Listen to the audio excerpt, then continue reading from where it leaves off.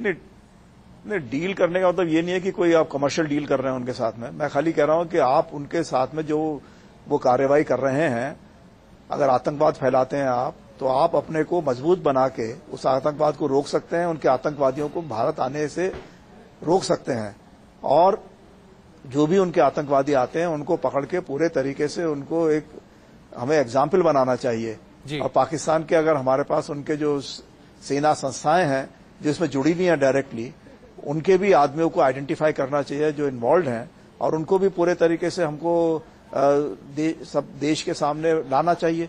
शशांक जी, मैं फिर आपको बीच में रोक रहा हूं। दरअसल चूंकि आप हॉट सीट पर बैठ चुके हैं, इसलिए हम ये सवाल आपके सामने बार बार रख रहे हैं। दरअसल क्या ये वाकई में संभव है कि एक ऐसा देश जो कि अपनी किसी भी गलती को मानने से इनकार करता रहा हो और वो हर बार वही गतिविधि करता रहा, तो क्या ऐसे में पाकिस्तान के साथ कोई भी संबंध रख पाना क्या समझदारी है, या सिर्फ हम ये मान ले कि हमारे पास इसके अलावा कोई रास्ता नहीं है कि हम बातचीत का जरिया खुला रखें और उनकी ज्यादतियों को बर्दाश्त करते रहें? नहीं, बातचीत का जरिया हमेशा बना रहना चाहिए, ये मैंने नहीं कहा है। मैं खाली ये कह रहा हूं कि पाकिस्तान जिस तरह का बिहेवियर कर रहा है वो हमको पूरे तरीके से ध्यान में रखकर उनके ऊपर दबाव बनाना चाहिए और कोशिश करनी चाहिए कि और क्षेत्र में जो और देश हैं जो खासकर हमसे कहीं ज्यादा कमजोर हैं, वहां पे पाकिस्तान अपनी नेफेरियस एक्टिविटीज ना फैला सके, नहीं तो वो उन देशों को भी डिस्टेबलाइज कर देगा। और हमको ये कोशिश करनी चाहिए कि हमारे, चलिए शशांक जी, और किस तरह की एक्टिविटीज हैं दिखाई देती है, और किस तरह की एक्टिविटीज खासतौर से भारत के लिए रही हैं, और इसी तरह की जिस मामले में पाकिस्तान पहले से ही बदनाम रहा है वो हम एक और रिपोर्ट दिखाते हैं अपने दर्शकों को। ये पहली बार नहीं है जब पाकिस्तान ने ऐसी करतूत की हो, इससे पहले भी पाकिस्तान कई बार नापाक हरकतें कर चुका है। करगिल से लेकर हमारे जवानों का सिर काटने तक पाकिस्तान कई बार अपने दोगलेपन का सबूत दे चुका है। पाकिस्तान भारत का एक ऐसा पड़ोसी जिसने हर बार दोस्ती के नाम पर पीठ में छुरा घोंपा है। चमेल सिंह के साथ पाकिस्तान ने जो बर्ताव किया वो शायद कोई दुश्मन भी न करे, लेकिन पाकिस्तान यहां भी दोहरी चाल खेलने की कोशिश कर रहा है। चमेल सिंह की पोस्टमार्टम रिपोर्ट के खुलासे से कुछ घंटे पहले ही पाकिस्तान की विदेश मंत्री हिना रब्बानी खान ने दोस्ती का दम भरा था। We have tried through war to solve the problem of Kashmir. We have failed both countries through war to solve the problem. We have tried through creating hostility, animosity against each other. We have failed. So now let's give creating trust a chance. Let's at least, I said to one of your colleagues earlier, if you were willing to give 66 years to animosity, hostility, wars to solve the issue, can't you give, 10 years to trying to invest in a different type of environment to solve this issue? लेकिन इस बयान में दोस्ती की भावना कितनी गहरी थी, ये चमेल सिंह के साथ हुए बर्ताव से साबित हो गया। पाकिस्तान की इस हरकत पर पूरा देश गुस्से से उबल रहा है और आम जनता से लेकर सियासी हलकों तक हर जगह हमारे पड़ोसी की इस नापाक करतूत की निंदा हो रही है। देखिए, पाकिस्तान जो भी कुछ करता है आतंकवाद के सिलसिले में, उसका एकमात्र उद्देश्य है भारत की सॉवरेनिटी को, भारत के अस्तित्व को एक प्रकार से चुनौती देने। तो वो करता है, पहले आतंकवाद करता है, फिर जब आप आतंकवादियों को पकड़ते हैं तो उनकी मदद को आता है। चमेल सिंह से पहले भी पाकिस्तान की तरफ से इस किस्म की हरकतें सामने आती रही हैं। तकरीबन 2 महीने पहले पाकिस्तान ने 2 भारतीय जवानों के साथ इस किस्म की हरकत की थी।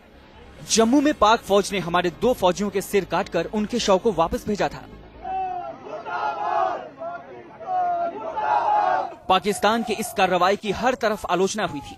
हमारे सियासतदानों ने बड़े बड़े बयान भी दिए थे, लेकिन पाकिस्तान नहीं सुधरा। करगिल की जंग भी पाकिस्तान के इसी दोहरे खेल का नतीजा थी। एक तरफ पाक सरकार हमारे साथ बातचीत में लगी हुई थी, उसी वक्त पाक फौज ने करगिल में घुसपैठियों को घुसा दिया था।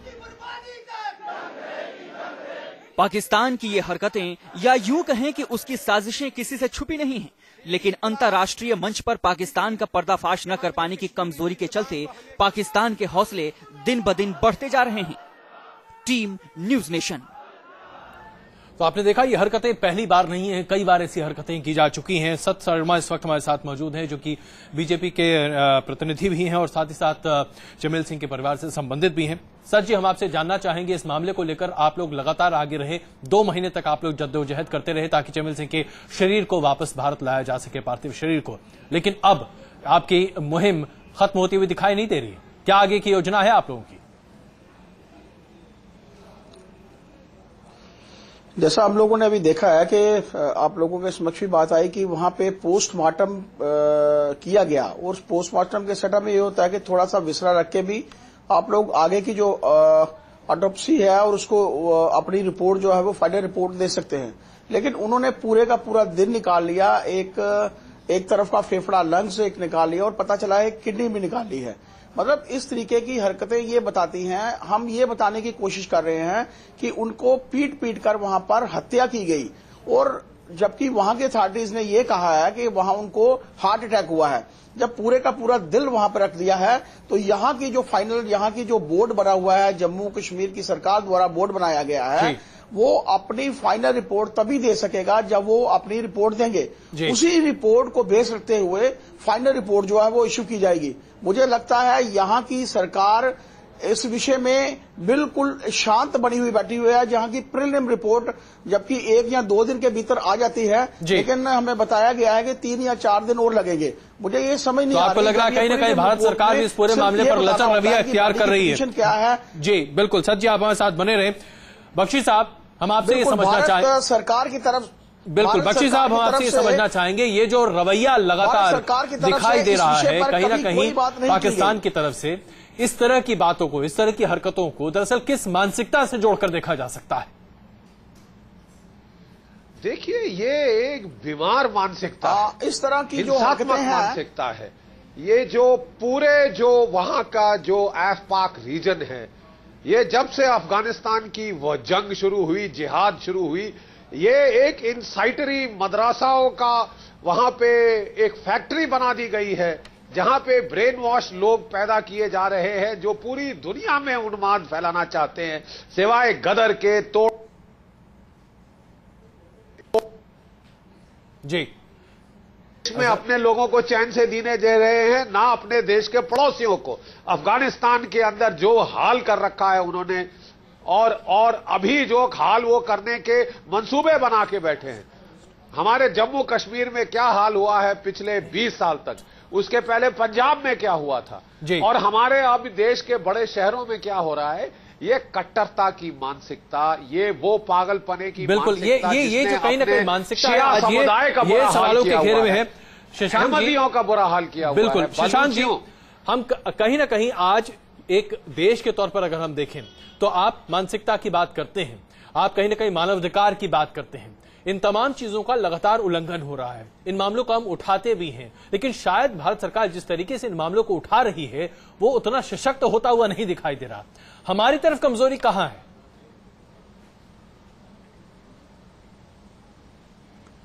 नहीं, सही बात है। अगर मानसिकता हमने स्टडी कर ली है, मालूम चल गया है, और हमारा जो रेस्पॉन्स है वो सशक्त नहीं है, तो हमको रेस्पॉन्स को सशक्त बनाना चाहिए। और पाकिस्तान को जो ये गलत सेल्फ कॉन्फिडेंस आ रहा है कि जितने भी आतंकवाद फैलाता है उतने उसको और पैसे मिलते हैं अमेरिका से, और उतनी ही वाई मिलती है चीन से और सऊदी अरेबिया से, तो वो उनको नहीं मिलना चाहिए। हर प्रकार से सब देशों को जो है उनके ऊपर दबाव डालना चाहिए।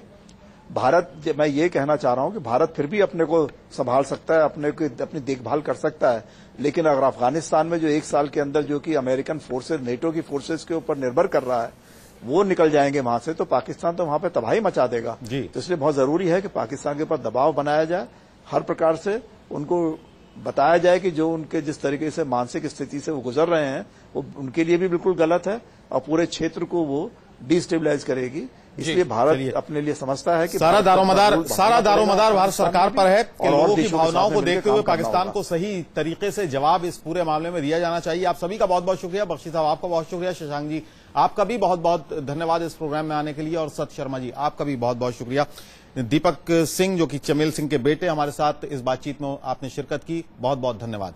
सवाल सिर्फ पाकिस्तान की हरकतों का नहीं है, बल्कि पाकिस्तान की तरफ हमारी सरकारों के रवैये का भी है। हमारे नेता चिल्ला चिल्लाकर पाकिस्तान की आलोचना तो करते हैं, लेकिन जब वक्त ठोस कदम उठाने का आता है तो हम पाकिस्तान के सामने एक सॉफ्ट स्टेट साबित हो जाते हैं। और शायद इसी का नतीजा है कि आज भी कई भारतीय पाकिस्तान में कैद हैं।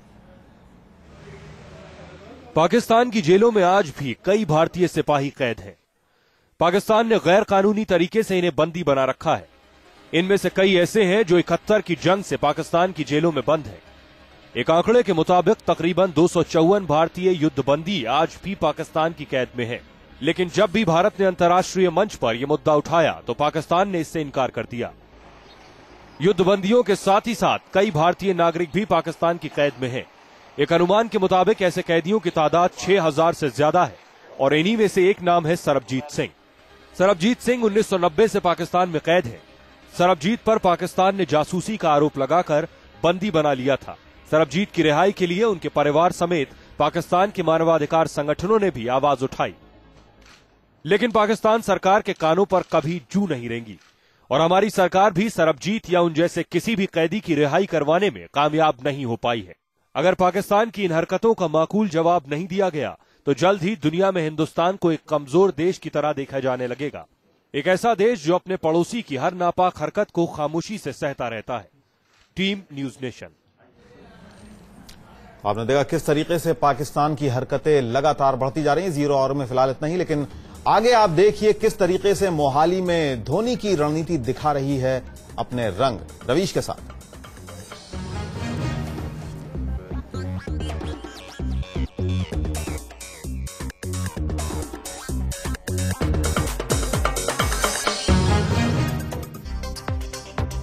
न्यूज का बिल्कुल मतलब कि एक एनालिटिकल न्यूज होनी चाहिए, ऑथेंटिक न्यूज होनी चाहिए। बड़ी ईमानदारी से बात को पेश करना चाहिए, कहीं पार्शलिटी नहीं होनी चाहिए। ऐसी विषयों को कोई छूने से संकोच करना चाहिए जिससे सांप्रदायिक संभाव बिगड़े। इन सब चीजों से दूरी बनाकर रखनी चाहिए। खबरें जो आपकी सोच बदल दें। News nation. खबरों का कोई वक्त नहीं होता, लेकिन हर वक्त एक जैसा भी नहीं होता। हर सुबह हो न्यूज के साथ आपके मूड का बसेरा। नेशन सवेरा रोजाना सुबह 6 बजे।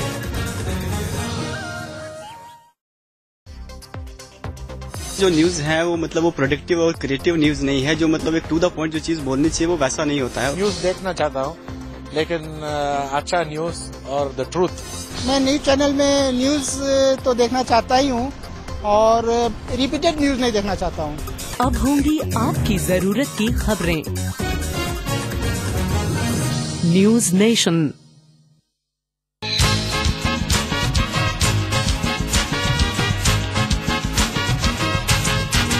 मैं हूँ इस वक्त गोवा में। गोवा की फेमस फिश करी और वेज जकूती। खाना गाना गाना खाना।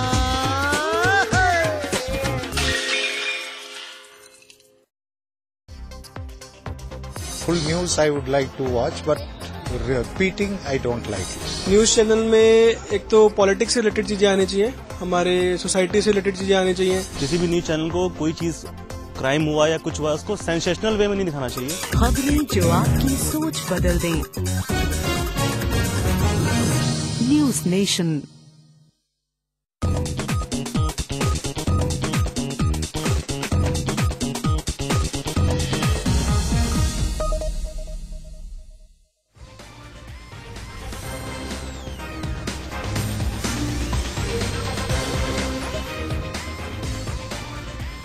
नमस्कार, आप देख रहे हैं हमारी खास पेशकश इंडिया मांगे मोड़। चेन्नई और हैदराबाद की तरह मोहाली में भी टीम इंडिया ने कंगारुओं पर शिकंजा कस लिया है। पहले दिन मौसम की वजह से बचने वाले कंगारू दूसरे दिन भारतीय गेंदबाजों से नहीं बच पाए और जाडेजा की अगुवाई में भारतीय गेंदबाजों ने ऑस्ट्रेलिया के 7 विकेट उखाड़ दिए। तीसरे दिन माही और उनकी सेना को ऑस्ट्रेलिया के बचे हुए विकेट उखाड़कर बड़ा स्कोर बनाने की चुनौती रहेगी। आखिर मोहाली में ही सीरीज जो सील करनी है।